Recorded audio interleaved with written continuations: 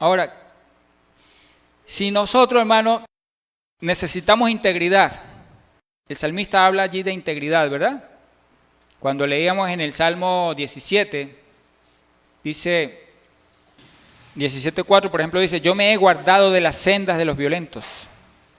¿Sabe qué dice el 5? El Salmo 17:5 dice, sustenta mis pasos en tus caminos, para que mis pies no resbalen. O sea, el salmista, a pesar de que él dice, Señor, yo he andado en integridad, en justicia, obedeciendo tus mandamientos, Señor. Luego en el 5 dice, Señor, pero no permitas que yo me aparte. Sustenta mis pasos en el camino, en la rectitud, en tus leyes. Porque ¿qué es lo que señala el camino? La ley de Dios, la palabra de Dios. Por eso dice ya Salmo 119, 105, lámpara es a mis pies tu palabra y lumbrera mi camino. La palabra de Dios, la que nosotros llamamos ley de Dios, que es lo mismo, es la que me señala el camino que yo debo seguir. Si yo me aparto de la palabra de Dios o me aparto de la ley de Dios, que es lo mismo, entonces me estoy resbalando. Por eso el salmista pide, hermano, sustenta mis pasos en tus caminos, le dice al Señor, para que mis pies no resbalen. Porque cuando yo resbalo, resbalar es sinónimo ¿a qué? A pecar, a transgredir el mandamiento, transgredir la ley de Dios. Ahora, algo importante, hermano, para la guerra. Yo lo que le estaba explicando cuando comencé la explicación, les expliqué de que teníamos que hacerle guerra a dos enemigos grandes en este tiempo, Amalek y al hambre. Y le expliqué por qué el hambre. Porque Amalek tiene un problema de hambre. Porque recuerde que Amalek vivía en el desierto donde no podía cultivar y tenía que robarle el cultivo a las otras naciones. En una nación donde hay hambre, Amalek, el espíritu de Amalek comienza a ganar fuerza, cada vez más y más fuerza. Los saqueos, la delincuencia, la guerrilla, la extorsión y todo ese tipo de cosas, ¿verdad? Ahora, si yo tengo que hacer guerra, ¿cuáles van a ser mis mejores armas de guerra? Número 1, la sabiduría. Eclesiastés 9:18 dice, hermanos, mejor es la sabiduría que las armas de guerra. Nuestras armas de guerra deben ser la sabiduría. Ahora, ¿pero cuál sabiduría? ¿Será que tengo que ir a una universidad? ¿Será que tengo que leer muchos libros por allá? ¿Qué tenemos que hacer? La respuesta está, hermano, en el Salmo 119:98, para que podamos entender de qué sabiduría está hablando allí el sabio Salomón. Salmo 119:98 dice, me has hecho más sabio que mis enemigos, ¿con qué? Con tus mandamientos. Porque siempre están conmigo. Para yo poderle ganar al enemigo, hermano, tengo que ser más sabio que mi enemigo. Y allí el salmista nos enseñó la clave. ¿Cómo puedo yo ser más sabio que mi enemigo y ganar cualquier batalla, ganársela al enemigo? Porque en la Escritura dice que es mejor la sabiduría que las armas de guerra, que es mejor la sabiduría que ejércitos, que muchos ejércitos. Entonces se necesita la sabiduría de Dios, que son los mandamientos, es decir, conocer los mandamientos de mi Dios. ¿Por qué? Porque eso tiene que ver con lo que hablábamos anteriormente, porque si yo conozco los mandamientos de mi Dios y yo los guardo, porque dice el salmista luego, porque siempre están conmigo, si yo los guardo, los obedezco, eso me lleva a mí a ser íntegro delante de mi Dios. Hay integridad en mí. Y si hay integridad en mí, entonces ahí sí yo puedo decir con toda seguridad, Señor, guárdame como a la niña de tus ojos. Y Él me va a guardar. Porque la Escritura dice que Él es fiel. El Señor es fiel, sí, pero ¿con quiénes?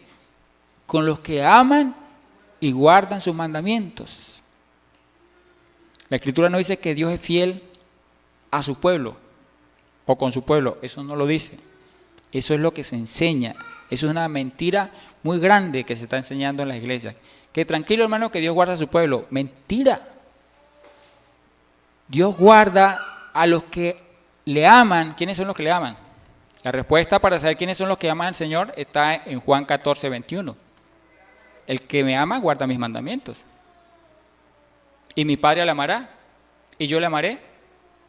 Eso está en Juan 14, 21 y 23. Entonces, porque el amor a Dios hay que demostrárselo con hechos, guardando los mandamientos de mi Dios, ¿verdad? Entonces, para hacer la guerra contra el hambre, ¿cómo le hizo Egipto en el pasado, en el tiempo que vino esa gran hambruna al faraón? ¿Cómo le hizo Egipto la guerra al hambre? ¿Qué le dijo el faraón a José? ¿O qué le dijo primero José al faraón? Búscate un varón sabio, porque para hacerle la guerra al hambre que viene, faraón, se necesita mucha sabiduría. ¿Y qué dijo faraón? Pues serás tú, porque yo no he visto en ningún hombre aquí en esta tierra la sabiduría que Dios te ha dado a ti. Porque Dios había puesto en José una sabiduría, porque es la sabiduría que viene de lo alto. Y en José porque era un hombre temeroso de Dios, que fue probado, y en el tiempo de su prueba, en el tiempo de su tentación, no cedió, no rebaló, no cayó, se mantuvo fiel. Y entonces Dios lo premió con sabiduría. Ahora, ¿cómo le hizo la guerra Egipto al hambre? Y prevaleció contra el hambre, porque sí prevaleció contra el hambre, por la sabiduría que Dios puso en José. Entonces, hermano, nosotros para hacerle la guerra en este tiempo al hambre y a Amalek, necesitamos la sabiduría de Dios. Ahora, pero yo les expliqué, hermano, a ustedes de qué sabiduría estoy hablando. Estoy hablando de la sabiduría de Dios, tiene que ver con la justicia de Dios. La justicia, cuando hablo de la justicia estoy hablando de los mandamientos, los estatutos. Porque de hecho, hermano, en Deuteronomio capítulo 4, para que los israelitas no se equivocaran, ¿verdad? Y no se confundieran, el Señor le dijo en Deuteronomio 4:5, los israelitas les dijo: mirad, yo os he dado estatutos y decretos como Jehová mi Dios me mandó, para que hagáis así en medio de la tierra en la cual entráis para tomar posesión de ella. Luego dice: guardarlos pues y ponerlos por obra. Luego dice: porque esta es vuestra sabiduría y vuestra inteligencia. La sabiduría de los israelitas, ¿en qué consistía? En los estatutos, en los decretos, en los mandamientos que Dios les había enseñado a su pueblo. De tal manera, hermano, que si nosotros atesoramos los mandamientos de nuestro Dios, Él nos va a guardar de nuestros enemigos. Cuando yo hablo de la ley de Dios, hermano, estoy hablando de la palabra de Dios, de los dichos de su boca. En el Salmo 78:1 dice: escucha, pueblo mío, mi ley. Luego explica de qué está hablando. Dice: inclinad vuestro oído a las palabras de mi boca. La palabra de Dios es la ley de Dios. Porque la palabra de un rey ¿son qué? Son decretos, son leyes. Ahora, número 1. Necesitamos sabiduría para enfrentarnos a esos dos enemigos, ¿verdad? ¿Cuáles son los enemigos que estamos hablando? Hambre y Amalek. Número 2. Nuestras armas de guerra. Primero, sabiduría. Número 2. Nuestras armas de guerra. Tenemos que convertirnos en guerreros, hermano. Convertirnos en guerreros. ¿Por qué? Porque esta es una guerra. Si hay una guerra y yo soy un civil, ¿yo puedo ir a la guerra? No estoy preparado, porque no sé manejar las armas. Obligatoriamente, hermano, me tengo que convertir en un guerrero, porque esto es una guerra contra el hambre y es una guerra contra Amalek, contra la delincuencia. Y si yo no me preparo como guerrero, no me capacito como guerrero, no hay en mi disposición, como el Señor ha estado diciendo, y no me preparo, yo voy a morir en esta guerra. O muero de hambre, o muero porque un asaltador me mata, o muero porque él me robó todo y me morí de hambre porque él me robó el alimento que yo tenía. Entonces, hermano, en una guerra, para prevalecer en esa guerra, yo me tengo que preparar como un guerrero, pero como un guerrero de Dios, por supuesto, ¿verdad? Como un guerrero de Dios. Fíjese que ese guerrero de Dios para relacionar este punto 2 con el 1. Los israelitas cuando salieron al desierto, dice la Escritura que el Señor no quiso llevarlo a guerras, porque ellos no estaban preparados para guerras, porque era un pueblo que no conocía su ley todavía. Porque un pueblo, hermano, que no conoce la ley de Dios, los mandamientos de Dios, que no es sabio, porque recuerde que la ley de Dios es lo que me da la sabiduría de Dios. Un pueblo que no es sabio, en la ley de Dios no puede enfrentarse a sus enemigos, no puede. Porque la ignorancia lo lleva a la retaguardia. Una persona que tiene ignorancia en el conocimiento de Dios, de los mandamientos de Dios, ¿cómo sabemos nosotros que hay ignorancia en nosotros? Bueno, la iglesia dice que los mandamientos son 10. Eso es ignorancia. Algunos dicen que los mandamientos de Dios son 2. Eso es ignorancia. Porque que yo sepa, los mandamientos de mi Dios son 1000. Entonces, aquel que dice que los mandamientos de Dios son 10 y mandamientos del Eterno son 2, es un ignorante y está en la retaguardia, porque no tiene conocimiento. Si nosotros revisamos, hermano, para darles la cita, eso está en Éxodo capítulo... Ok, hermano, está en el Éxodo 13, 17. Dice Éxodo 13, 17, le estoy explicando que el pueblo que salió de Egipto no podía ir a guerras, no estaba preparado. ¿Por qué? Porque era un pueblo ignorante. No conocía la ley de Dios, los mandamientos de mi Dios. Dice Éxodo 13, 17, y luego que Faraón dejó ir al pueblo, Dios no los llevó por el camino de la tierra de los filisteos, que estaba cerca, porque dijo Dios, para que no se arrepienta el pueblo cuando vea la guerra y se vuelva a Egipto. ¿Por qué el pueblo se iba a arrepentir de ver la guerra? Porque ellos no estaban preparados para enfrentarse contra sus enemigos. Dios necesitaba prepararlos. Y Dios sabía que no estaban preparados. Un pueblo que no está preparado para la guerra, perece. Ahora, nosotros tenemos que enfrentarnos a la guerra contra el hambre, a la guerra contra la delincuencia, y el pueblo no está preparado. Entonces, la segunda arma es, me tengo que convertir en guerrero. ¿Cómo hago yo para convertirme en guerrero? Eso es muy fácil, hermano. El agua tibia no hay que inventarla. La palabra dice claramente cómo hago yo para convertirme en guerrero. Fíjese, cuando el Señor sacó a su pueblo de Egipto, ¿qué fue lo primero que hizo? Los probó. Entonces, si estamos pasando por pruebas, es necesario que pasemos por las pruebas. Esa es parte de la formación de un guerrero, las pruebas. Si a usted le faltó alimento, no murmure y no se queje, porque ¿cuáles fueron los israelitas que fueron reprobados en las pruebas? Los que murmuraban, los que se quejaban, los que se insubordinaban a la autoridad. Por ejemplo, un hijo que le dice a papá, papá, pero estoy cansado de comer caraota todos los días.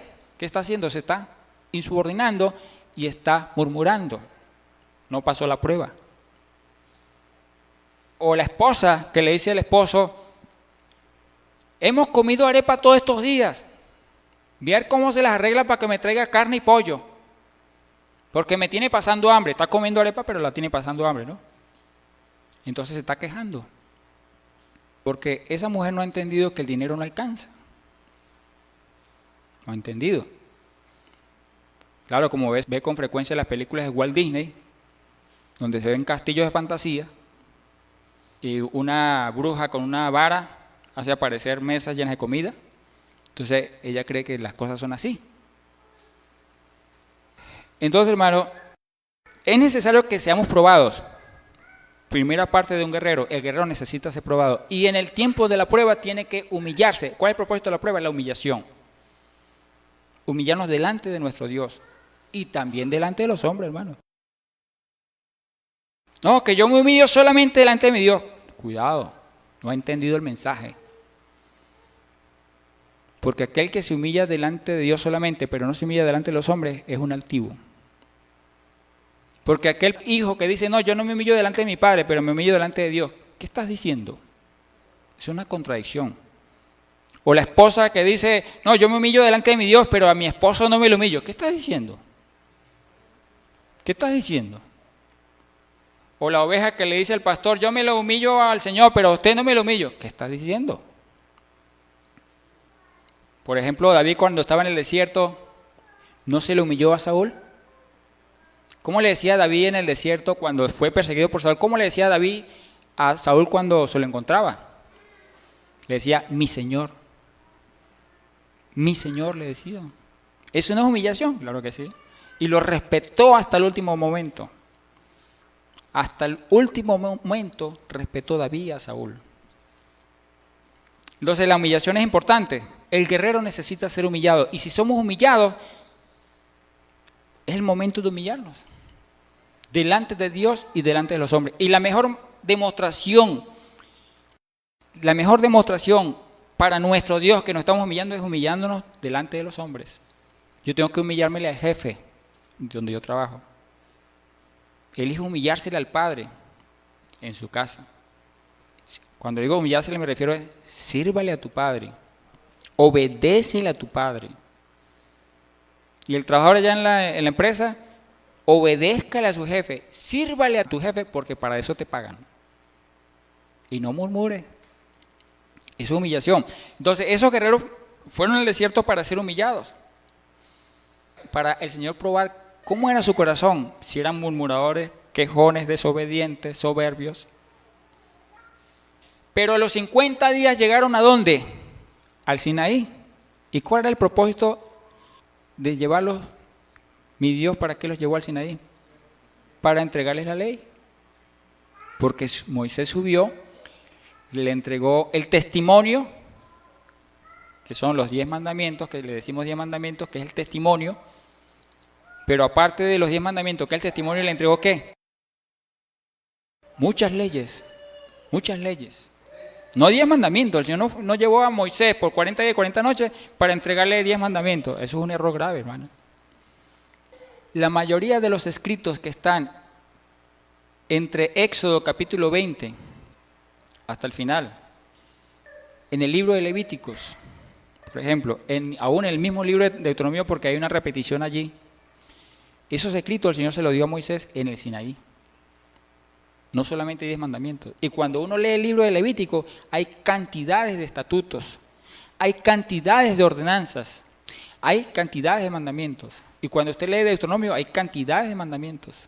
Y en el mismo Éxodo, cuando usted lee Éxodo capítulo 21, 22 y 23, esos 3 capítulos exclusivamente, hay cantidades de mandamientos con decretos. Por eso el 21 dice, y estos decretos el Señor le dio a Moisés para su pueblo, dice 21.1.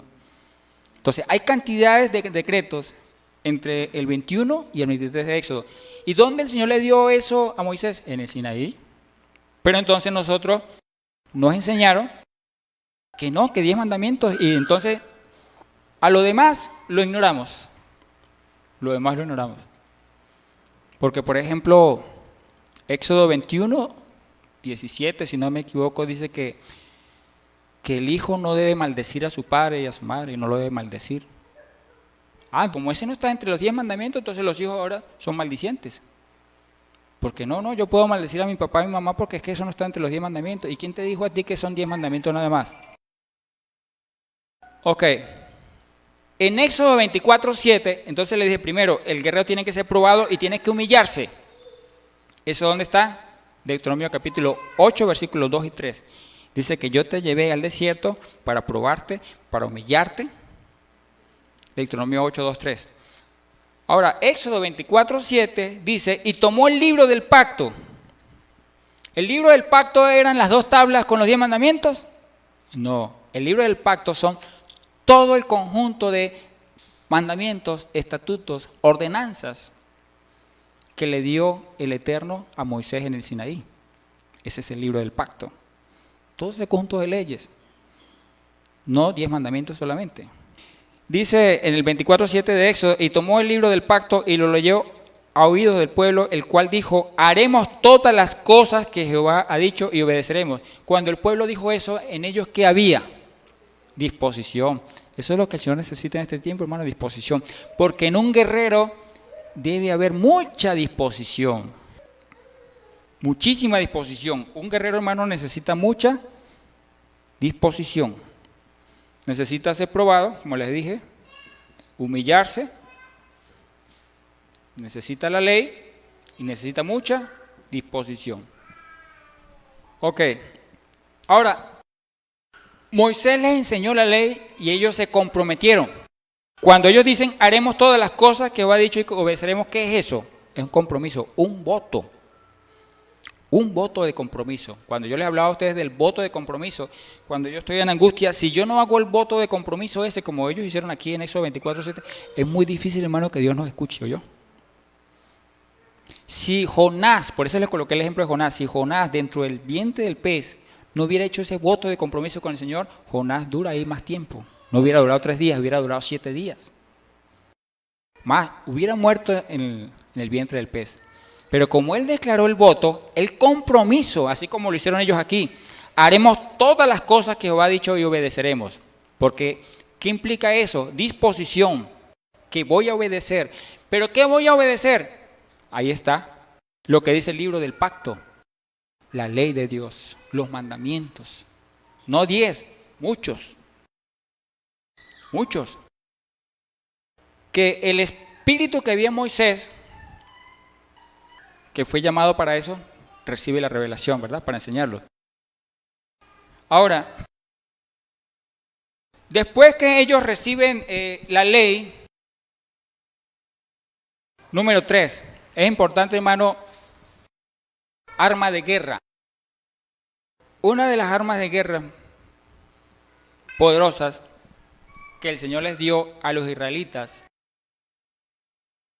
fue la siguiente. En Éxodo 25, 8, 9, el Señor le dice a Moisés, me harán un tabernáculo, un santuario, para que yo habite en medio de ustedes, y yo habitaré junto a ustedes.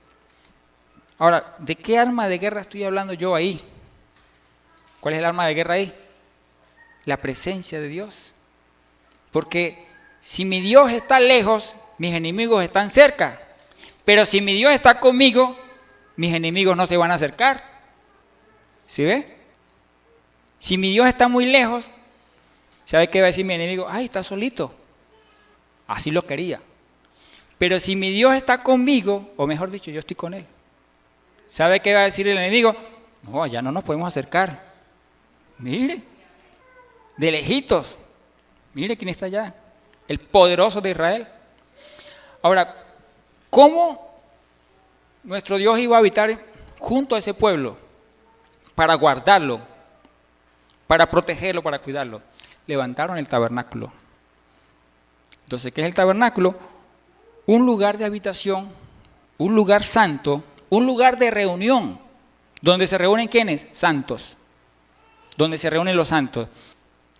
¿Qué es un tabernáculo en este tiempo, hermano? Es un lugar de oración, una casa de Dios, pero que se consagre a Dios, donde se cumplan o se guarden las ordenanzas, donde hay un sacerdocio que enseñe, un sacerdocio aprobado por Dios que enseñe la ley de Dios, los mandamientos del Señor. Y ese sacerdocio es el que va a formar esos guerreros. Entonces la tercera arma, hermano, era el tabernáculo. ¿Cuál es el propósito del tabernáculo? ¿Enseñar qué? Santidad, hermano. Y que la Shekinah, la gloria, la presencia del Dios del cielo, habitara en medio de su pueblo. Esto se va a explicar con más detalle en otras enseñanzas, lo que es el tabernáculo, porque es muy importante. Voy a avanzar con el siguiente punto para formarnos como guerreros. El siguiente tiene que ver, hermano, con la organización. Se debe organizar un ejército. Lo que quiero decir, hermano, es que un soldado no hace un ejército. Señor, yo quiero ser un guerrero. Señor, yo me quiero levantar como un guerrero. Sí, pero estoy un soldado. ¿Dónde están los demás? ¿Dónde está tu jefe? ¿Un soldado no necesita un jefe? ¿Un capitán? ¿Sí o no? ¿Usted cree que un soldado puede ir a la guerra y gana la guerra? No, hermano. En ninguna parte. En ninguna parte ocurre eso. Se necesita un ejército y un ejército implica organización. Y eso fue lo que ocurrió, hermano, en el libro de Números, a partir del 1 al 4, por ejemplo, enseña eso. Ahora, ese pueblo fue organizado ¿cuándo? Cuando ya tenía la ley y cuando ya estaba levantado, ¿qué? El tabernáculo. Fíjense lo que dice ya en Números capítulo 1, del 1 al 4. Dice, habló Jehová a Moisés en el desierto de Sinaí. ¿Dónde? En Sinaí. ¿Y por qué dice Sinaí? Porque ahí fue donde Dios le dio la ley. Luego dice, en el tabernáculo de reunión. ¿Dónde le habló? En el tabernáculo. Ah, el tabernáculo ya estaba levantado. ¿Ve que es importante? Número 1, tienen que estar en el desierto. ¿Qué significa desierto? Pruebas, aflicción, humillación, necesidad, angustia. Pero no en cualquier desierto, en el Sinaí, ya recibieron la ley. Ahora, en el tabernáculo de reunión, ¿qué quiere decir? Que ya lo levantaron. Ya había sacerdocio, ya Aarón estaba allí como sacerdote. Luego dice, en el día primero del mes segundo, en el segundo año. ¿Qué quiere decir que diga el segundo año? ¿Sabe qué quiere decir? Que ellos duraron casi un año, porque a los 50 días que ellos salieron de Egipto, llegaron al Sinaí. Y duraron casi un año en el Sinaí. Porque cuando ocurre esta palabra, ocurre en el segundo año, en el segundo mes. Casi ocurrió un año. ¿Qué quiere decir? Que el pueblo duró casi un año recibiendo la ley en el Sinaí. Y levantando, ¿qué? El tabernáculo. Restaurando el sacerdocio santo. ¿Para qué? Porque ¿cuál era el propósito del tabernáculo? Que la Shekinah, que la presencia del Dios del cielo, habitara en medio de un pueblo. ¿De cuál pueblo? De un pueblo, hermano, que iba a pasar por peligros terribles, de sus enemigos, por un pueblo que iba a pasar por una gran necesidad, hambre, hambruna. ¿Por qué? Porque estaban en el desierto y tenían que peregrinar en el desierto. ¿Qué dice ahí más adelante? Dice, tomad el censo de toda la congregación de los hijos de Israel por sus familias, por las casas de sus padres, con la cuenta de los nombres, todos los varones por sus cabezas, de 20 años arriba. ¿Qué significa de 20 años arriba? En los que haya madurez, porque se necesita cierto nivel de madurez. Se necesita entendimiento, tener un nivel de entendimiento. Se necesita conocimiento, se necesita un nivel de conocimiento. ¿Conocimiento en qué? Sabiduría, ¿en qué? La ley de Dios, lo que yo le dije anteriormente, porque esos guerreros tenían que ser guerreros sabios, guerreros entendidos, que conocieran los mandamientos de mi Dios, los estatutos, ordenanzas, decretos, que los guardaran, porque tenían entendimiento, porque tenían conocimiento y que se habían comprometido, que habían hecho voto, compromiso, como dice allá, Éxodo 24:7.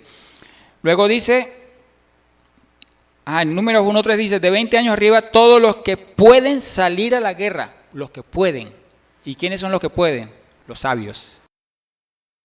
Cuando leímos allá en Éxodo 13:17 fue, cuando dice la palabra que el Señor no los mandó por el camino de los filisteos porque entonces ellos se iban a regresar a Egipto, porque no estaban preparados para hacerle frente, confrontar o enfrentarse contra los filisteos en guerra. Pero el pueblo que estaba aquí después de un año era el mismo que salió de Egipto. No, hermano. Ya había sido probado en parte, no todo, en parte. Ya no era un pueblo ignorante. Era un pueblo que guardaba el día de reposo, porque antes de llegar al Sinaí, el Señor les reveló el día de reposo. Ya conocían el día de reposo, ya conocían las fiestas, porque en el libro de Levítico, capítulo 23, están en las enseñanzas de las fiestas. ¿Y dónde el Señor le reveló las fiestas a Moisés? En el Sinaí. Entonces, ese ejército ya conocía las fiestas, ya celebraba las fiestas, ya tenía conocimiento de la ley de Dios. Ok, y luego dice, ahora, ¿qué dice el 4 del versículo 4 de Números capítulo 1? Dice, y estará con vosotros un varón de cada tribu, cada uno jefe de la casa de sus padres. ¿Qué significa eso, hermano?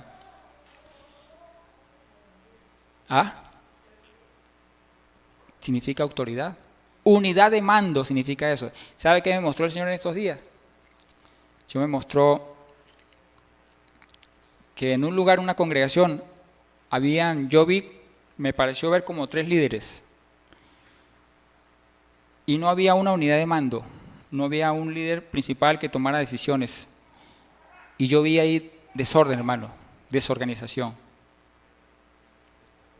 Por eso yo le decía a ustedes que un soldado no hace un ejército. Se necesita unidad de mando. Todo importante, hermano. Entonces, en la organización, ¿qué se necesita? Se necesita madurez. Por eso dice madurez. Por eso dice mayores de 20 años, ¿verdad? Sabiduría. Tener conocimiento de la sabiduría de Dios, de los mandamientos del Señor. Se necesita unidad de mando. Una jefatura, un jefe. Eso es lo que dice ahí, jefe. Te ruego, mi hermano, que por mí intercedas. Estamos siendo zarandeados y en tiempos de guerra. Danos ya sabiduría